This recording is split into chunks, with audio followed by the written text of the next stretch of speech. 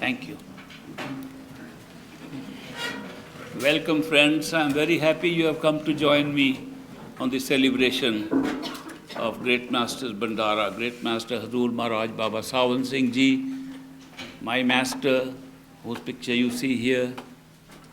Although he passed away in the physical body on the 2nd of April, 1948, we still celebrate this because we do not think anybody dies. He never died.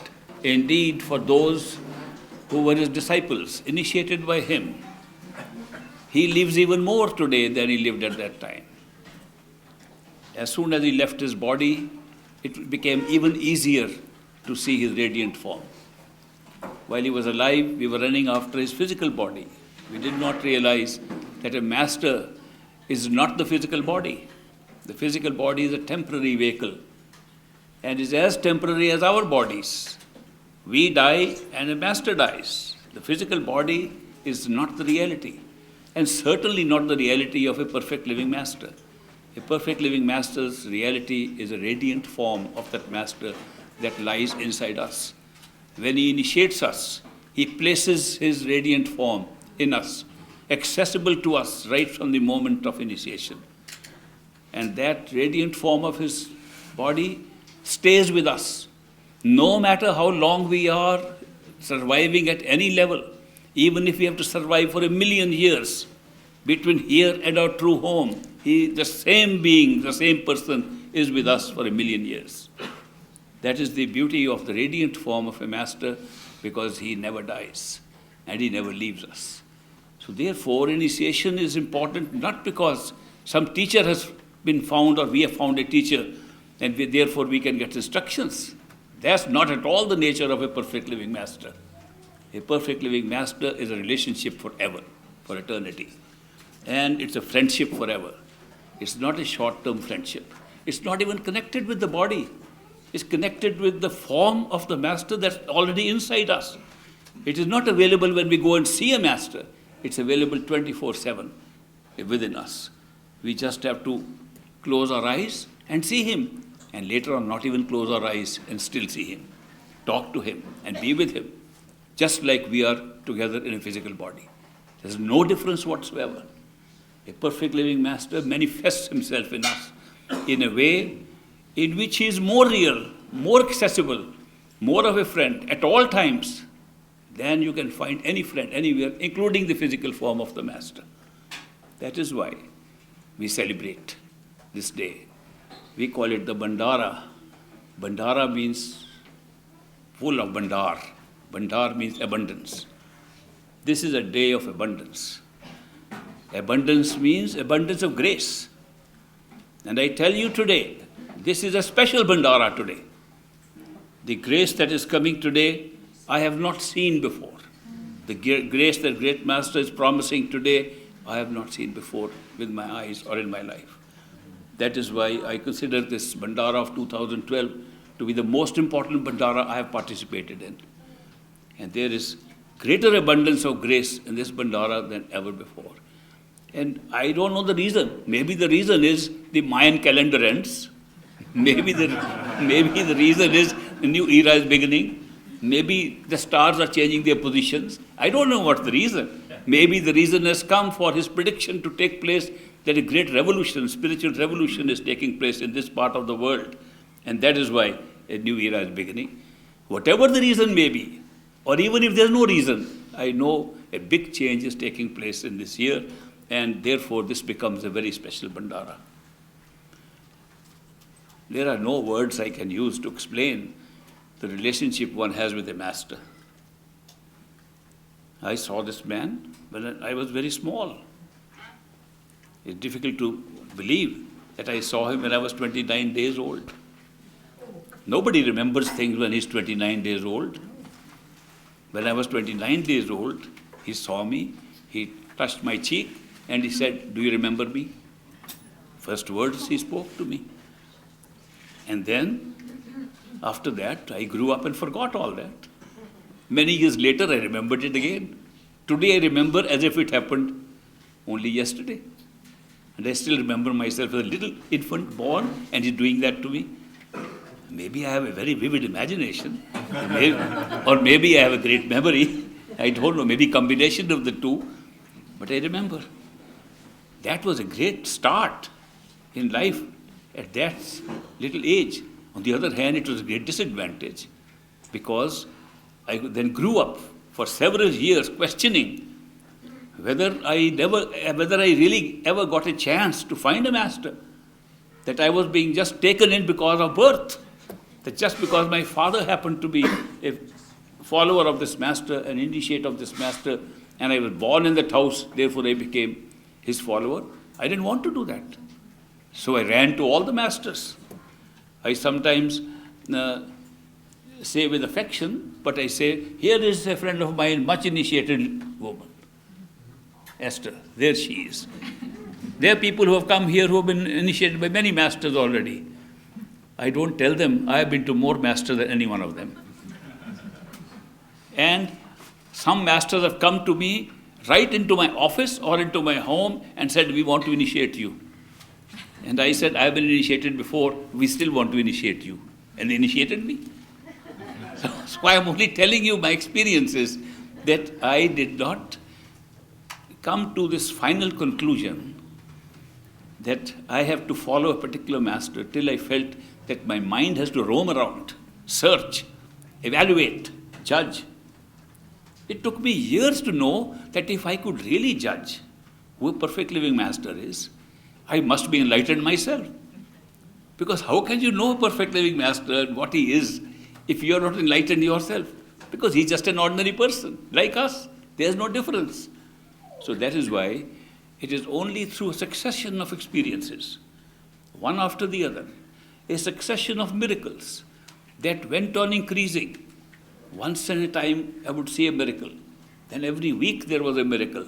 Then every day there was a miracle. Then every day was full of miracles. I today live a life, every day is full of miracles. This is a succession. It's not a 1 month survey that I surveyed who is a master. It's a lifelong survey. I have been initiated by this master for more than 75 years today. Now that's a long time to check out. If in 75 years you can't find out who is a master, I don't think you have a chance in this life at all. Most of you sitting here were not even born when I was initiated. Therefore, I'm only sharing this with you, that this is not something that you just come by accident. There is a lot of preparation of several lifetimes that takes place before you reach a point when you feel that you are ready to go away from this setup, to go away from this creation of the three worlds and go back home. And when that time comes, when you are not only ready, but you have been prepared to be ready, at that time, a perfect living master comes into your life by a pre-scripted coincidence, and then he promises to take you back home. His promise consists of an initiation. When he initiates, he makes a complete, unbreakable promise that he will take you back home. Now, when that promise is made, it can be made by any master. But the master who really fulfills the promise is the one who initiates us last, after which we are never born again in this world. Since we can be initiated by a master and then die, the master also dies. If we come back again, the old master is not there. But he initiated us. He made that promise. Now we are finding another master, because the old one is gone, the new one is there, and we need a living master. If we start worshipping the old master, who we believe initiated us, we are worshipping our mind. Because what do you know about the old master except what your mind imagines? Anybody who says, I am worshipping a past master is worshipping his mind. Anybody who says, I am worshipping a remote master, I have ascended master sitting in the Himalayas and they send me messages, they are worshipping and listening to their own mind. They are worshipping their mind. The mind loves that. The mind loves to keep control and has been keeping control over our soul and our lives and has created the destiny that we go through, and reincarnation after reincarnation, it's all the function of our mind. So the mind loves that we should accept this kind of image of a master who never seen, who can never say no to us. The masters who send us messages inside are the messages made up by our mind, and our mind can give only those messages it likes. It never gives a message that the mind says, I don't like. Have you noticed that? You listen to all the people who tell you stories about getting messages. It's all what their mind wants. And never have anyone told me they got a message from an ascended master sitting somewhere else, or a past master from a previous century who came and told them, don't do this.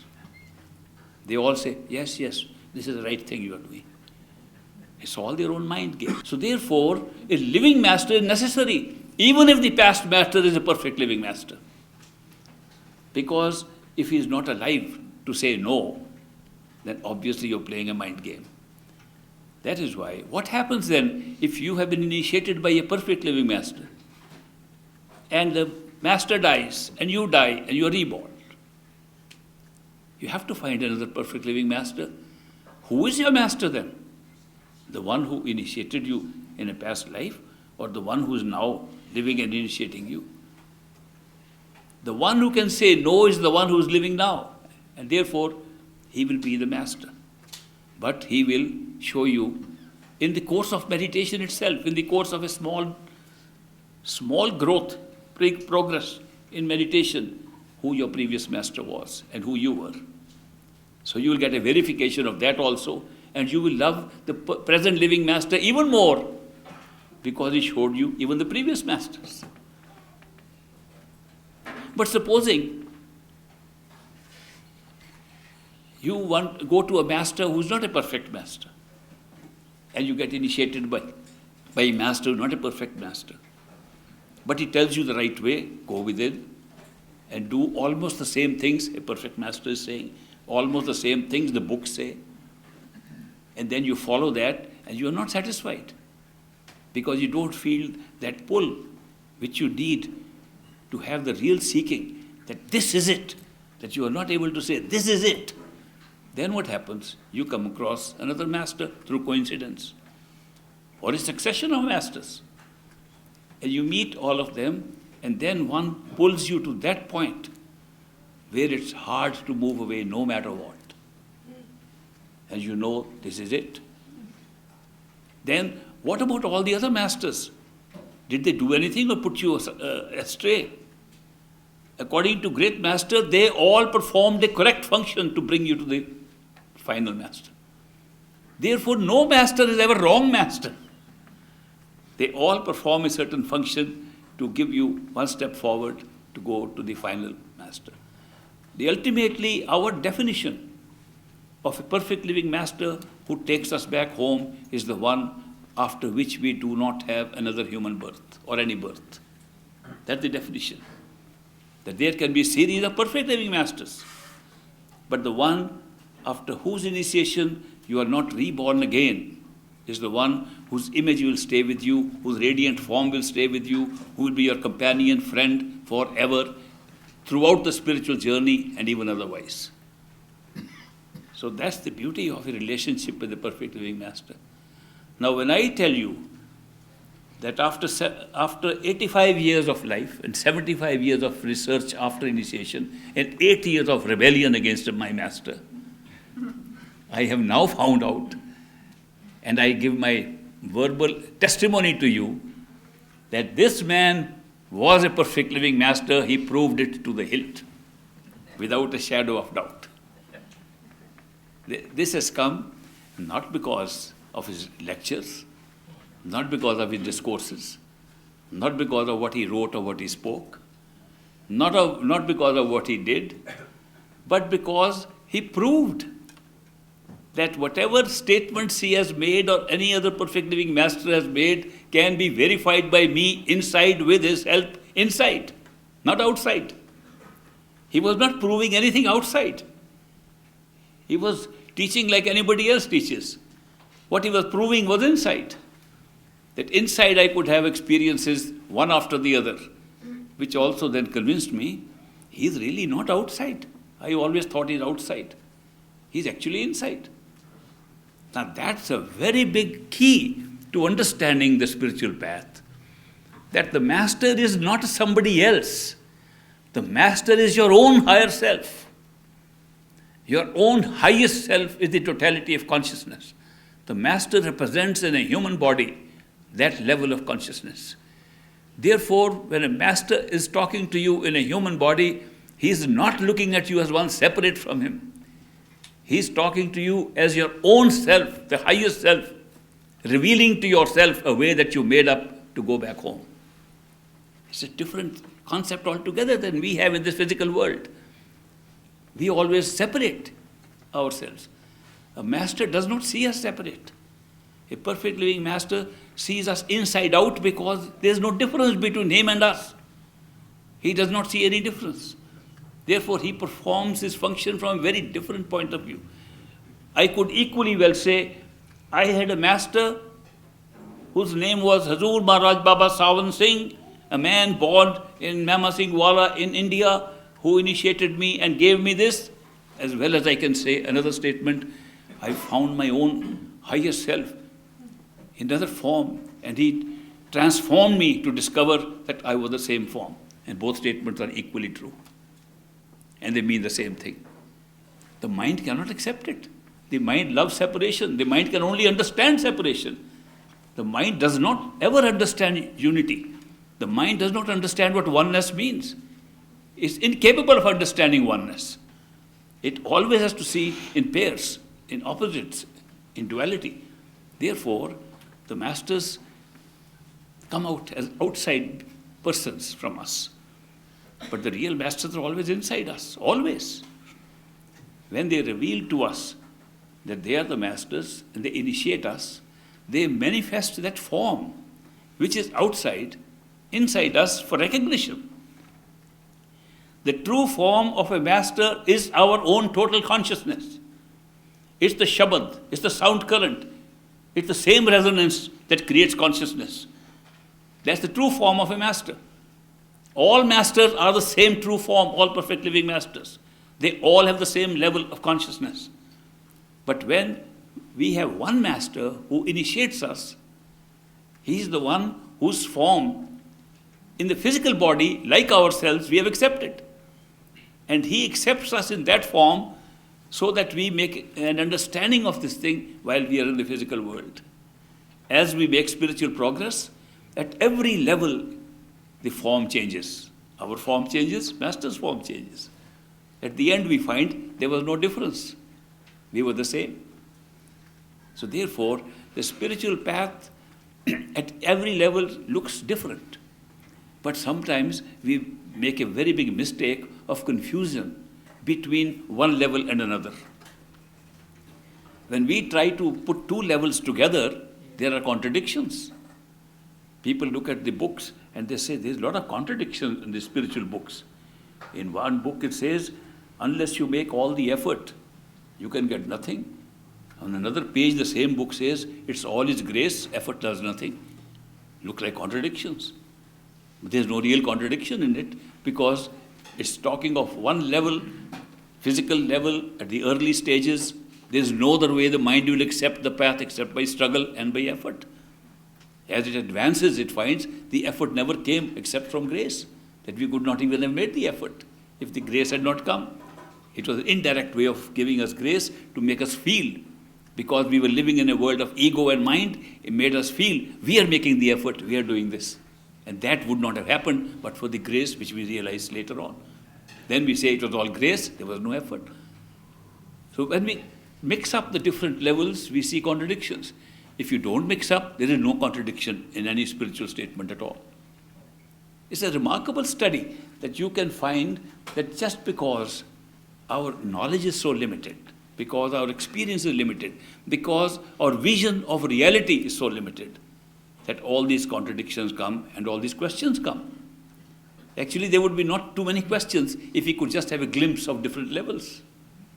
If you just saw the levels, how they are being created, how they are being sustained, we'll stop asking any questions, because the answers are right there. So even without seeing those glimpses, the answers are still right there. That a simple man, a farmer growing sugarcane in a field in India, could be so important in one's life. And not only important in one life, in thousands of lives. And gave the experiences which are beyond all description, is the greatest miracle that I can think of.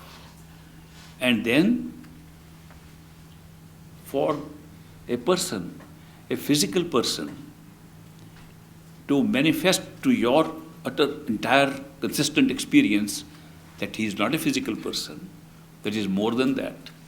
Not only that, that he is as much as you can see. That means if you see him as a human being, he's just a human being. If you see him making mistakes, he will make mistakes. If you see him infallible, he'll never make mistakes.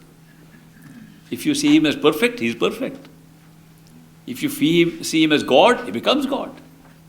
A person who is so receptive to your anticipation is a rare miracle. Perfect living masters can do that. And they do it. They are sometimes like mirrors. Wherever our status is, they come to that level. Even during meditation, even during our progression on the spiritual path, you will see them in different forms. Many of the old satsangis, the followers of the master, used to tell us that during meditation, they would come across regions, vast regions of experience, where there were rulers of those regions. As if, like here we have rulers of different countries, either in the form of presidents or prime ministers or kings or other rulers of different territories on this earth. There are rulers like this in different regions. And those rulers, sometimes one ruler, sometimes co-rulers with them, they rule those regions, and they are called God. That a God in one region is a God for the entire regions below it.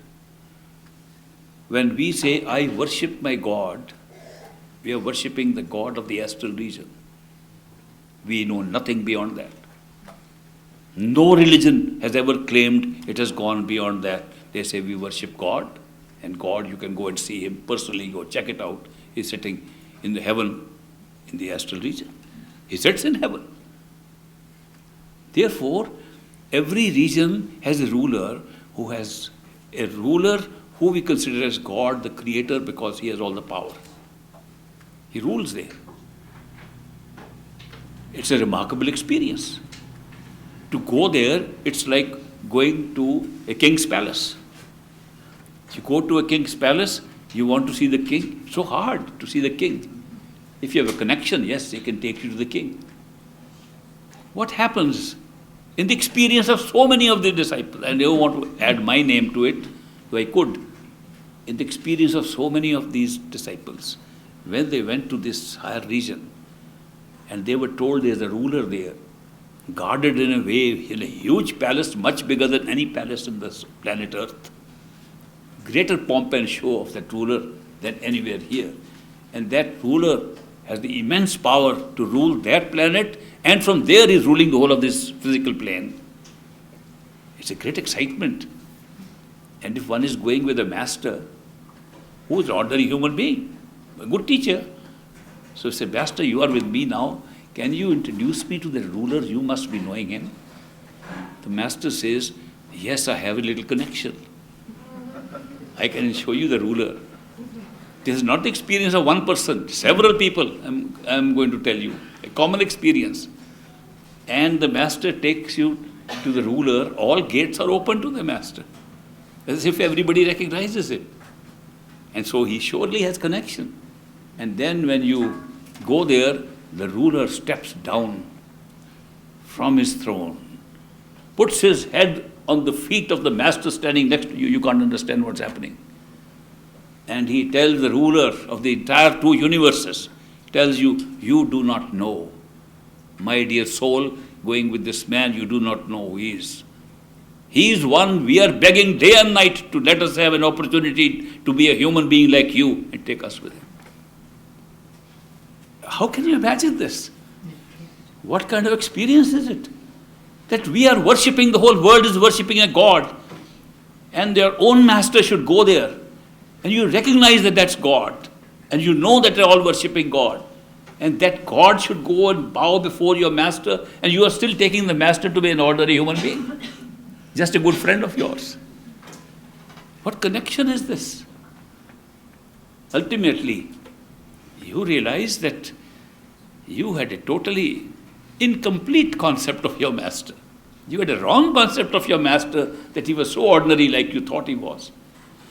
He is being respected in the highest heavens, like that, by the lords of those heavens, by the rulers who are ruling and controlling the laws of the universe, who are controlling the laws of nature of this physical universe. And that is their attitude towards your master. Who is your master then? So you move further, at every level this happens. Then as you go, you begin to have greater and greater respect. Master, you didn't tell us that you were this. So great master used to tell the story of a king who was keen to find out how his people were living. And he disguised himself as an ordinary person. And he went about looking at people how they are. Nobody recognized him. He was in disguise. And he went into a forest and he found a man cutting trees, making logs of the trees, carrying them to the town. And he had compassion for that man. Such a hard-working man, earned so little by selling those logs. And he said, I'll help this man. I'll take him with me. He says to the man, can I take you to the palace? I want you to live with me there. The man says, don't even talk such foolish stuff. People can't go even near a palace. You're talking of taking me into the palace. The guard there. It's very difficult to go in. So the man says, no, but I can. He says, no, I don't believe you. He doesn't believe him at all. He says, you better, if you want to be sensible, cut logs with me and work and earn your living. So the king in disguise begins to cut the logs and go with this man and talk every day to him. He says, you know, I do have some connections, I can tell you, with the palace. If you just take that leap with me, leap of faith at least once, come with me. So he says, you are telling me every day that you have some connection. Let us see if you have a connection. Let's go. So the king takes him to the palace gate and warns the guards not to speak up who he is. And he tells them, guard, please, can you open the gate for us? They open. This man says, I am surprised. You cutting logs with me and you can ask these people to open the gate for you? You sure are very well connected. I didn't know that. Then he goes further. He says, you know, actually, I know the minister inside who also runs this palace. And if you like, I can show you. He says, I don't believe that. At every step, this man says, I can't believe it, that this ordinary man can have any connection. But when he goes inside, tells the minister, keep quiet. But can you introduce us to the king? He says, yes, sir. What? He called you, sir? What kind of connection is this? I can't believe this. Then he goes inside and he says to the private secretary, the king, can we have an audience with the king? And he's telling them, don't tell. He says, yes, sir. He says, you mean you can really beat the king? He says, of course, I told you I can. You never believed me. And he goes in and the throne is empty. So this man cutting logs comes and sits down and says, welcome, I am the king. He says, you cheat, why didn't you tell me first? He says, I told you, you never believed me. Great Master says, our situation in relation to a perfect living Master is identical to that. We can never imagine who he is. There is no way he is hiding in that physical body of his. He is hiding, and as we go stage by stage, we discover who he really is. And that's how he takes us on this journey. And in spite of knowing this story, in spite of having heard the story of the guy who cut the logs and the king who joined him, we are still equally surprised when this actually happens in meditation, and we go from stage to stage and see that the rulers respect this. They open up all the gates and they tell the disciple, you don't know, we are so keen and anxious to be in your position. A disciple in a human form is being taken up to Sachkhand, to the true home. And these levels are all on the way. And these rulers are all rulers of those different places. By the way, I'm making it like a story because every mystic has tried to make it like a story. Actually, it's not that they are thrones and rulers and all that. It's slightly different setup, which is not comparable to the setup in the world. But we have to use the analogies of the world. So we're using analogy of a palace and analogy of this. You might as well call them a palace built of energy, for example. It won't be understood here. A palace built of vibrations, you can't understand it here. So there are different models there, but they are not easily understood. So we are using the analogies and the comparisons with the worldly things. That is why we describe them like that. Keep that in mind. So when the Master takes us there, the most surprising thing is that people who think that these are the ultimate creators of the universe, that they must be beyond all karma. They must be beyond all these things. But they don't realize, in order for them to function, any creator, any level, God himself has to have his soul to be alive to run the world, to create the world. Without consciousness, nothing can be created. Without a soul, nothing can be created. Therefore, all these entities at all levels have souls. And when you have a soul and a form, the form is consistent with the karma.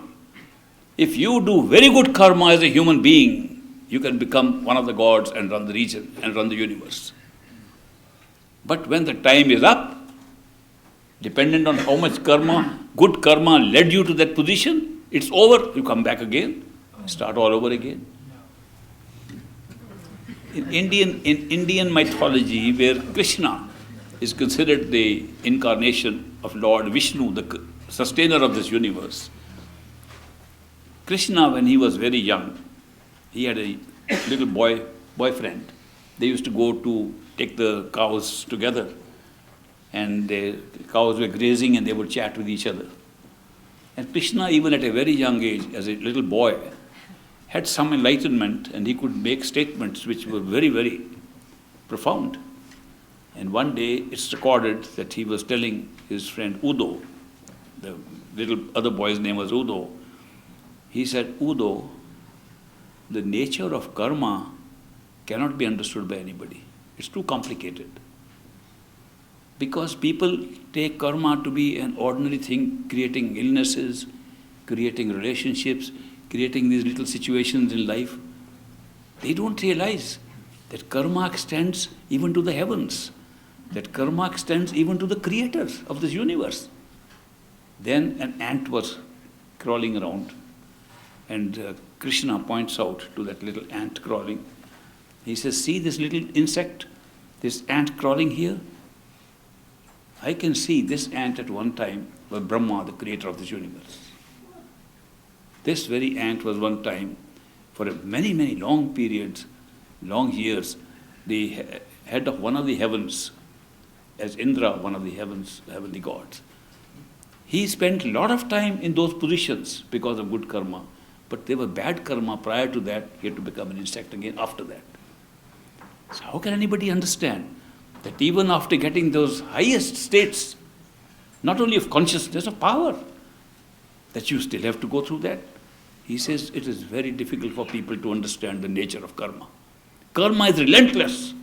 Karma sustains this whole universe. Karma makes it certain that we go round and round forever. There's no way out.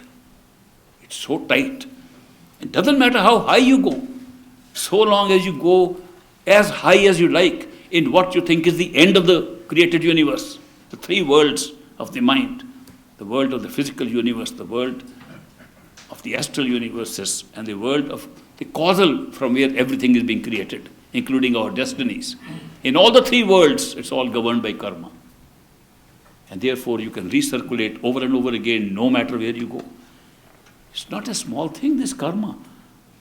And so Krishna says this karma takes you to all these places.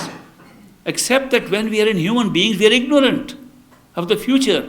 We are ignorant of the law of karma. We are ignorant of the scripts that have been recorded, which we brought with us. We are ignorant of the whole knowledge.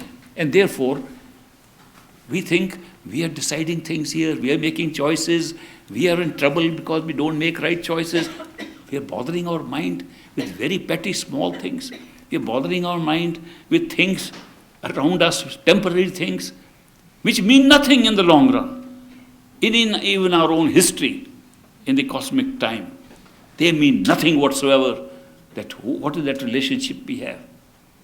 Well, I am bothered about that person. Who is he? Well, I am bothered about that person. Is he doing well or not? Everybody is going by their own karma. And we are bothered so heavily by things which don't matter at all once you realize who you are. Once you realize what the whole pattern is.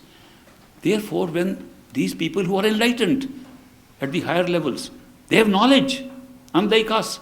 But the knowledgeable people are telling us, traveling with a master in those regions, you don't know who you are, you don't know who you have with you. You have no idea how lucky you are. You have no idea. We are thirsting for this. We are so thirsty to get a chance to be in your position. He said, but we're having a hard time in life. What are you talking about? You are sitting in splendor in these palaces. How are you comparing yourself with us? He says, the beauty of this show is that we have all the knowledge and we are in the trap of knowledge.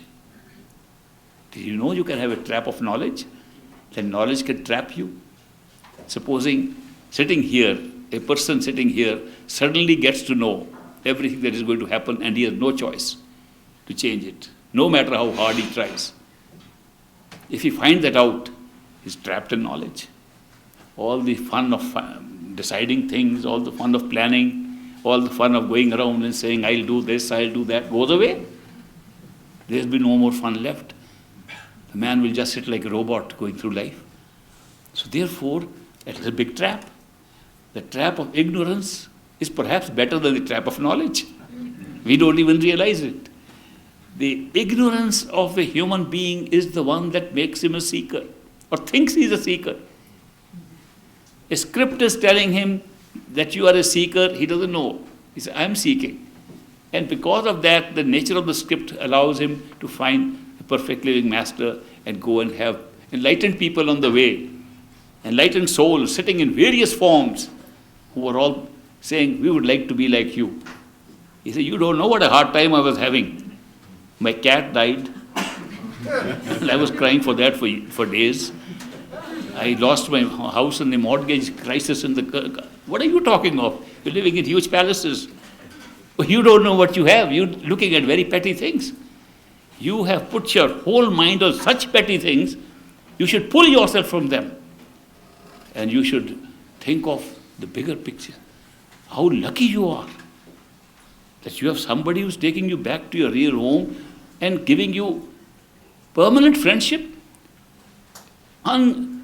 unquestioned, guaranteed, eternal friendship. How can you compare it with the little petty thing that you saw in one physical life? So we would sacrifice thousands of our physical lives to just get one opportunity to be with the perfect living master. Then one begins to understand that this is something different than I thought. I was not taking a perfect living master to be like that at all. I thought he was just a good teacher, a good friend, and teaching us how to have love and devotion and teaching us some methods of meditation. We didn't know about all this story that all of these highest evolved people in evolved situations are thirsting to be like us, to become ignorant like us. Because this is a very strange way they have opened one door to go back. As I mentioned, the law of karma is so relentless that you go in circles again and again, over and over again. If somebody says, I don't believe in karma, he still goes round and round. If somebody says, I am an atheist, he still goes round and round. Your belief system doesn't touch it at all. You can believe, not believe, argue, not argue, you still go round and round. If you don't know it, check it out. Just go one step up and you'll find it out. People who argue these things are sitting outside, making arguments, debating these things. Let them experience one level, they'll stop debating. They're debating because they're ignorant, totally ignorant. They're causing theoretical models to be made out with their reason, theoretical models with their logic, and arguing all the time about this, trying to convince people who are having actual experience. The people with actual experience can only smile and say, look, they don't know what they're talking about because they've never been to the real place. They've never seen it. And that's why they are arguing about something that they do not even know. Doesn't even exist like that. The pattern is not what they think it is. So that is why when you see that the perfect living master has that kind of a status in the hierarchy of beings, in the hierarchy of consciousness, it's a remarkable discovery at every stage, at every level.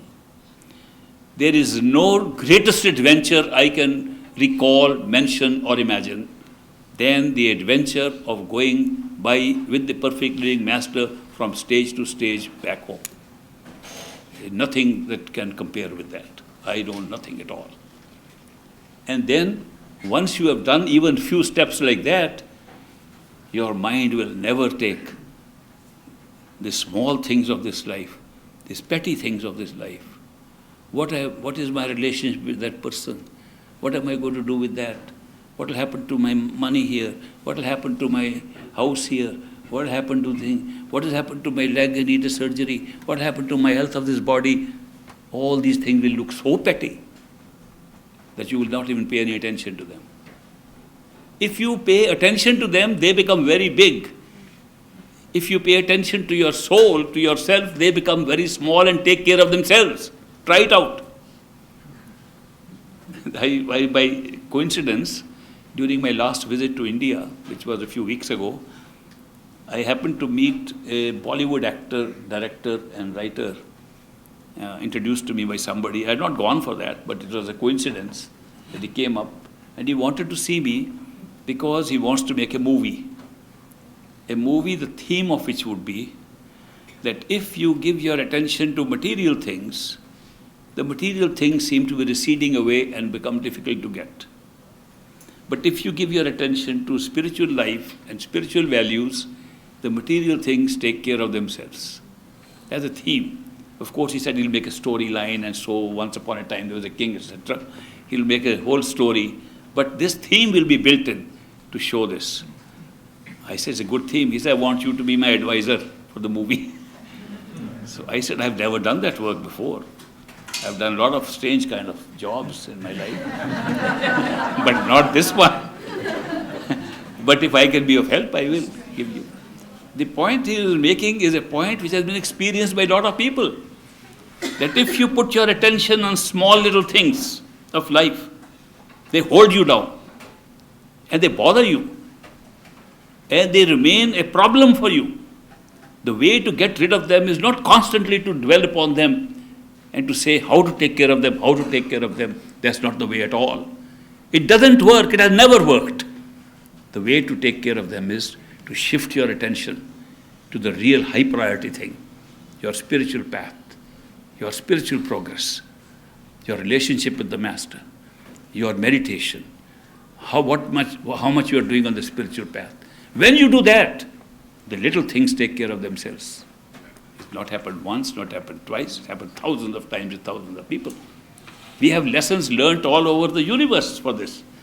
Therefore, these masters come and tell us Keep your priorities straight. Put your priority on the real thing. And we'll give you abundant grace to get the rest of your life okay. What else do we want? You anchor yourself at the right place and all things will move properly. If the anchor is not there, you are anchored somewhere else, then you have to rotate with all the sub-anchors that you are caught up in.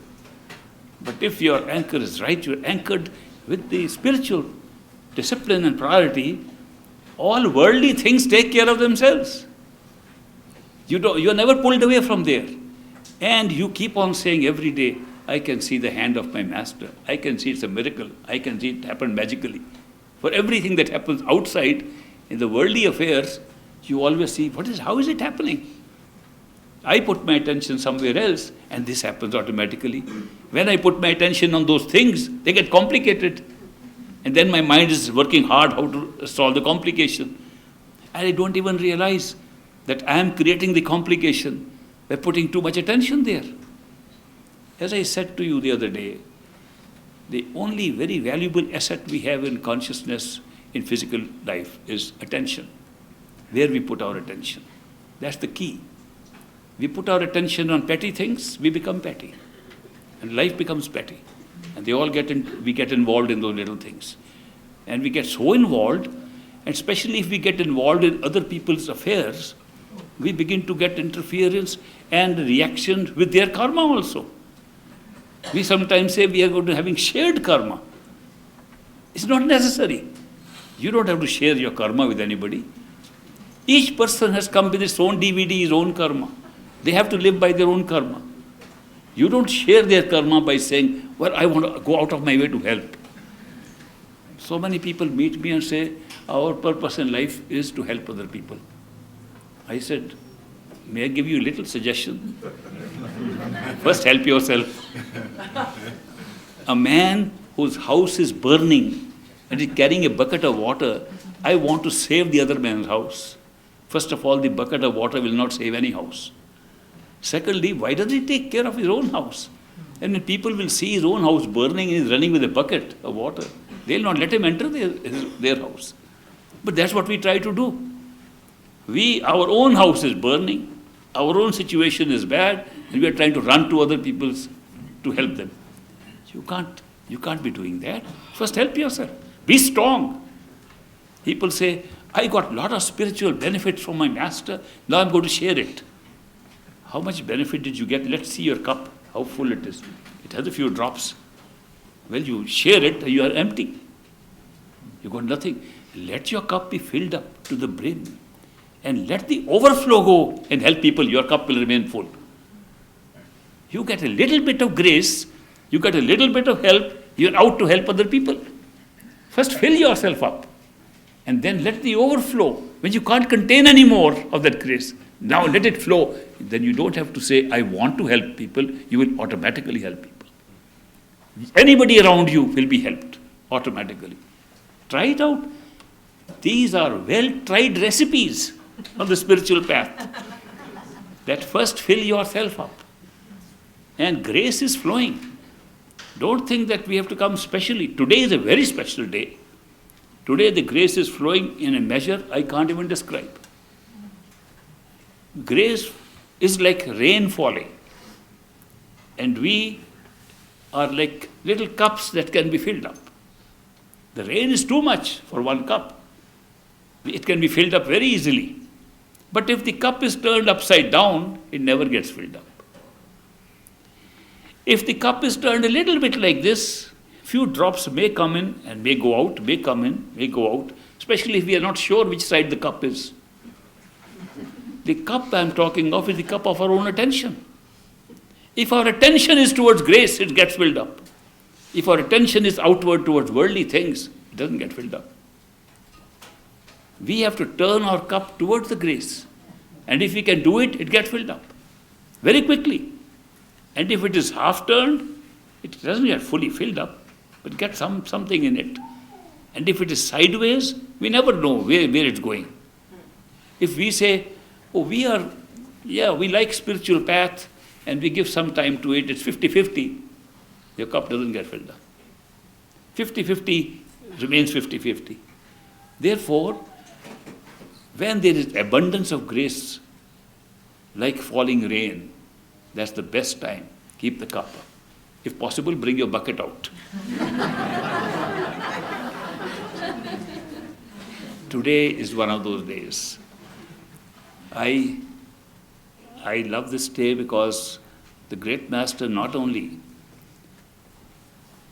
gives me a synopsis of my life and the synopsis of the creation of this whole universe and all the universes.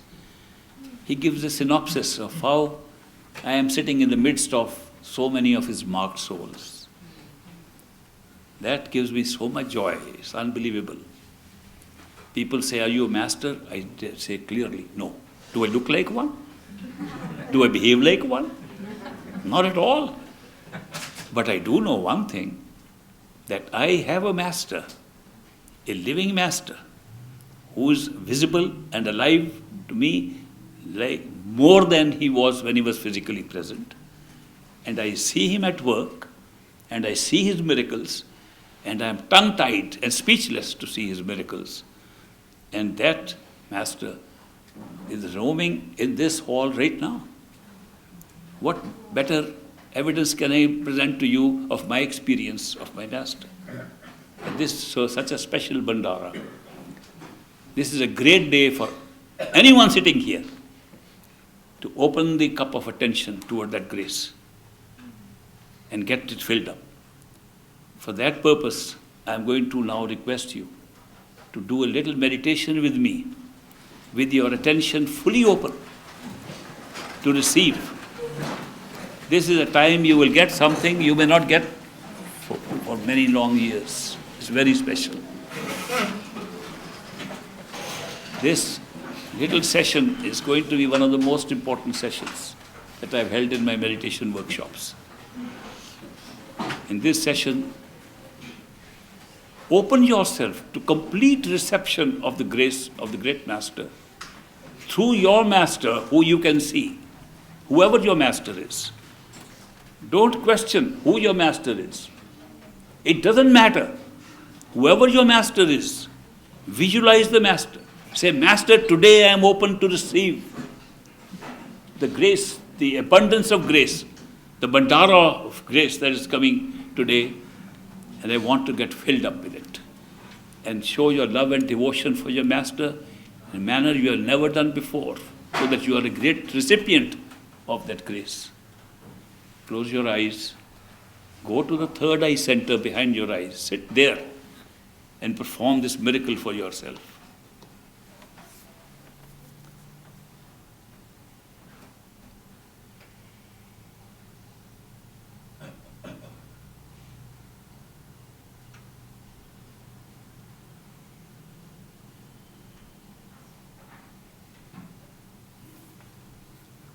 Take away your attention from petty things of this world. Master is powerful enough to take care of them without your intervention. Concentrate on the high priority.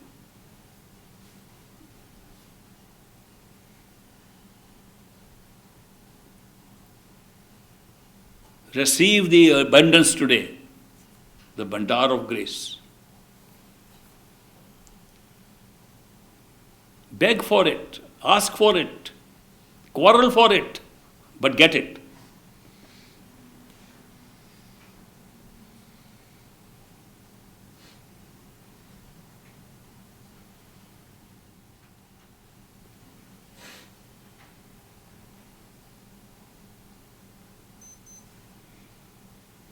The showers are coming.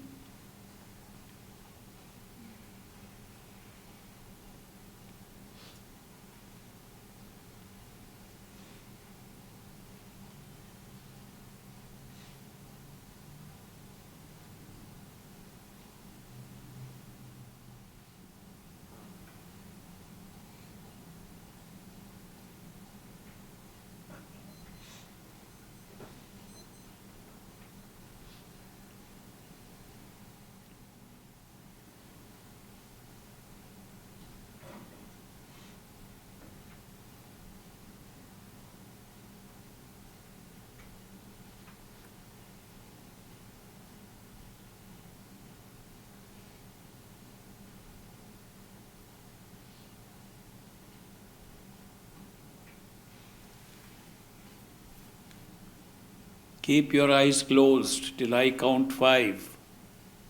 1, 2, 3, 4, 5. Open your eyes.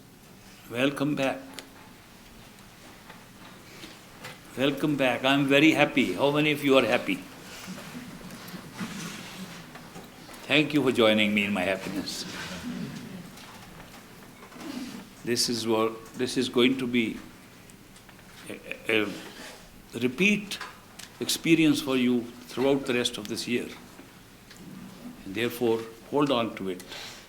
This is an experience of abundance, of a true Bhandara.